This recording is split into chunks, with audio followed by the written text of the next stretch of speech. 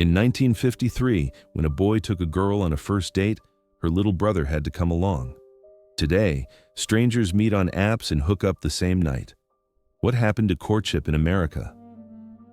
When America was simpler, dating had rules.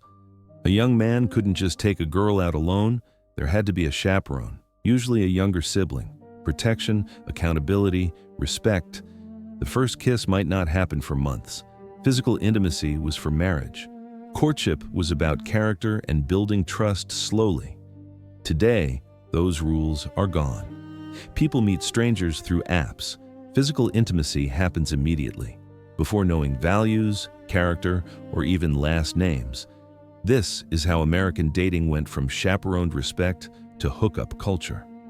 It's 1953, Saturday afternoon, Cedar Falls, Iowa. A young man, 19, stands at a front door. He's nervous, sweating despite cool October weather, pressed slacks, clean white shirt, hair combed with pomade. He's here for a first date. He met her 3 weeks ago at church youth group. They've talked twice, both times in public with other people around. But he likes her. She's 17, finishing high school. Pretty, kind, laughs at his jokes. He asked if he could take her to the movies. She said she'd ask her parents. 2 days later, she told him yes, but her younger brother would have to come along. Chaperone, non-negotiable. The young man agreed immediately. He expected it. That's how things worked.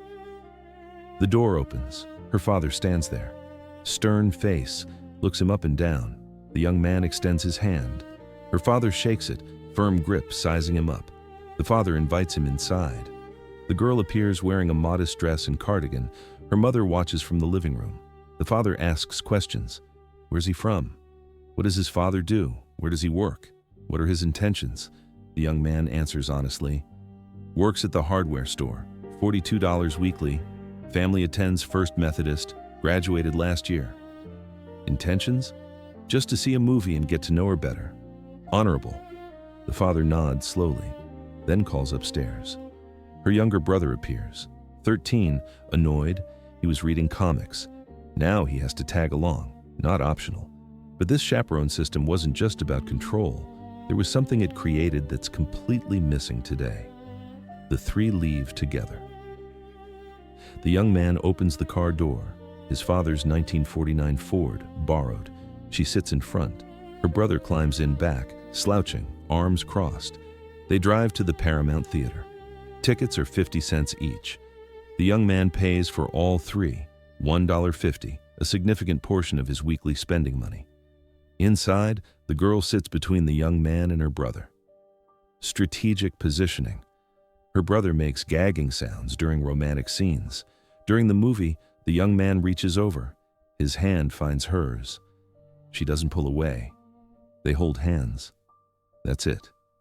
Just hands touching in the dark, but his heart pounds. This feels significant. Her brother notices, makes a face but doesn't say anything. Hand-holding passes the chaperone test. After the movie, they walk to the drugstore soda fountain. Her brother orders a chocolate malt, 75 cents. The girl orders a cherry phosphate, 25 cents. The young man gets nothing. He spent $2.50 already, his limit. They sit at the counter, her brother between them. They talk, really talk, about the movie, about school, about her plans, secretary work, about his job, learning the trade. The conversation is genuine, no physical distraction. They can't kiss, can't do anything but talk. So that's what they do. Her brother wanders to look at comics, 5 minutes of semi-privacy. They keep talking, leaning closer. She laughs. He feels like he's floating. At 8 o'clock, something happens at her front door that would be unthinkable to anyone today. Time to go home. Her curfew is 8:30. He walks her to the door, her brother trailing behind, kicking rocks. At the door, they stand facing each other. He wants to kiss her goodnight. She might want him to. But they both know it's too soon. Not on a first date, not with her brother there, not with her parents watching through the curtain. So he just smiles. Thanks her for a nice evening. Says he'd like to take her out again next Saturday. She says she'd like that too. He shakes her hand. Formal, respectful. Total cost, $2.50. About 6 hours of work at his wage, but he feels like he accomplished something real. He met her parents, proved he could be respectful, made her laugh, held her hand, started building something. This pattern repeated every Saturday for 2 months. Same routine, movie or dance, soda fountain, home by 8:30. Her brother always there, always chaperoning. After 2 months, 8 dates, her parents decided he'd proven himself. Respectful, reliable, returns her home on time, doesn't push boundaries. Permission granted.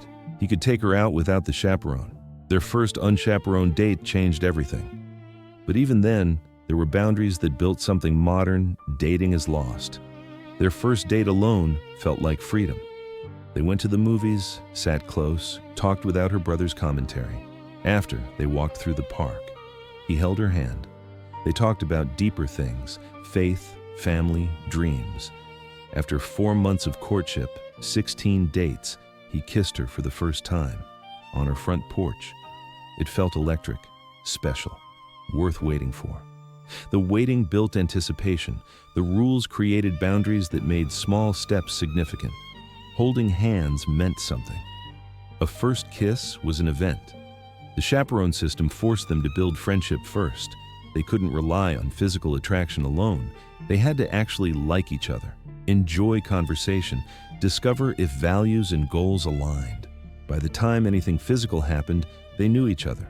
Character, temperament, how he treated her in public, how she handled stress, whether they shared the same faith and values. The courtship took time, but built something solid. Family was involved from the beginning.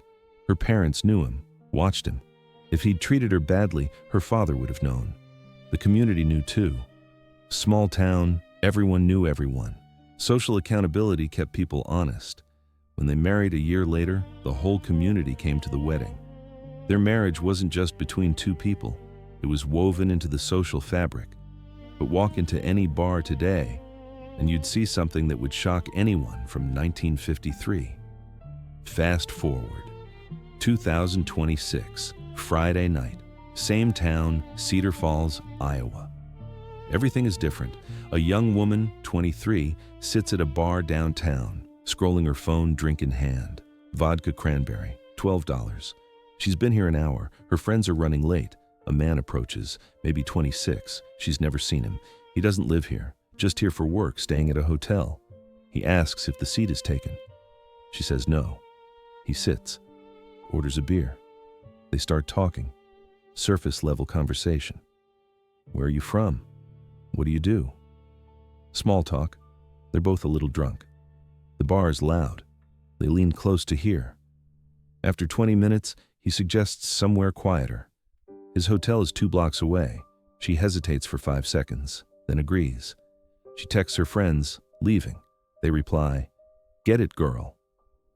They walk to his hotel. They've known each other 30 minutes. She doesn't know his last name, doesn't know his values, his character, his life. Just that he seems attractive and nice enough in a loud bar. They go to his room. Physical intimacy happens without foundation. No friendship, no courtship, no knowledge beyond surface attraction and alcohol. Morning brings awkwardness, uncomfortable small talk. She gets dressed. He's polite but ready for her to leave.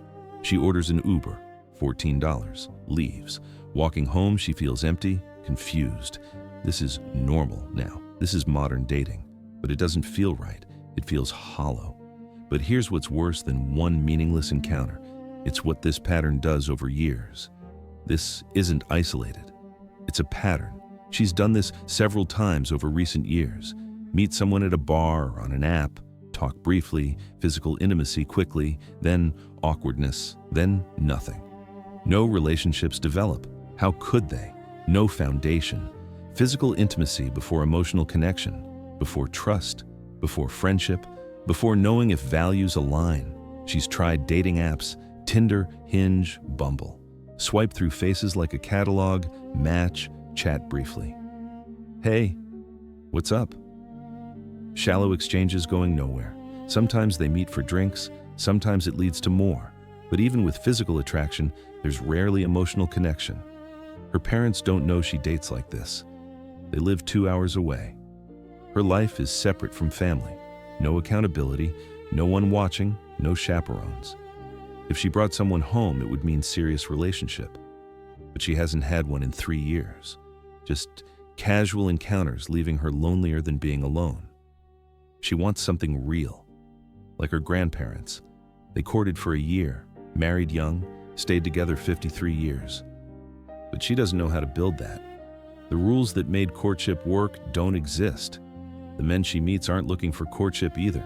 Just casual. No commitment, no accountability, no pressure. Everyone's lonely, but no one knows how to stop because the system that built real relationships, slow courtship, family involvement, community accountability, delayed intimacy, is gone. And the emotional cost? It shows up in ways psychologists are just starting to understand. In 1953, that courtship cost $40 total over 4 months. In 2026, one Friday night cost $26 and produced nothing of value. But the real cost isn't financial, it's emotional, psychological. She's 23. She's been physically intimate with 6 different men. By 2026 standards, that's average or low. But each encounter left her emptier, more disconnected, less able to trust or bond. Psychologists call it pair bonding difficulty. When physical intimacy happens repeatedly without emotional connection, it becomes harder to form lasting bonds. The brain's attachment mechanisms get confused. In 1953, slow courtship built attachment gradually. Hand-holding released oxytocin. The first kiss created powerful bonding. By marriage, 18 months after that first chaperone date, they were deeply bonded emotionally before physical intimacy completed the bond. Hookup culture reverses the order. Physical first, emotional maybe later, usually never. Bonding mechanisms meant for life partners get wasted on strangers. She wants to marry someday, have children, build a life with someone. But years of casual encounters conditioned her to not expect commitment, not demand respect, not build slowly. The men she meets were conditioned the same way. The isolation makes everything harder. She dates in a vacuum without the support structures that made courtship work for generations. But the saddest loss isn't just the rules. It's something that disappeared completely from American life. In 1953, courtship wasn't private. Family involved, community watching, not nosily, protectively. If he treated her badly, people noticed. If she behaved inappropriately, someone addressed it. Relationships happened in public spaces, movies, church socials, town square, always visible, always within community. In 2026, all gone. The young woman's parents don't know who she dates. Her community, if she has one, doesn't know her romantic life. Her encounters happen in private with strangers unconnected to anyone she knows. If a relationship breaks apart, no one notices. No support system, no community help. Just 2 isolated people trying to figure it out alone. Was 1953 perfect? No. The system could be stifling. Parents sometimes interfered too much. Small-town scrutiny could feel oppressive. Does 2026 have advantages? Yes, more freedom. Women aren't forced into marriages, more options. But something essential was lost. Slow courtship, family involvement, community support, boundaries forcing emotional connection before physical intimacy. When America was simpler, a first date meant a chaperone, an annoying little brother in the back seat, rules that created safety, boundaries forcing people to build friendship first. The first kiss was earned, meaningful, worth waiting for. Today, strangers hook up the same night they meet. No chaperones, no waiting, no foundation, and people are lonelier than ever. We gained freedom. We lost connection. If your courtship was slow, with family involved and boundaries respected, share your story in the comments. How long before your first kiss? Did your parents approve? Like this video and subscribe to When America Was Simpler. When America was simpler, we built relationships slowly. Maybe that was wisdom.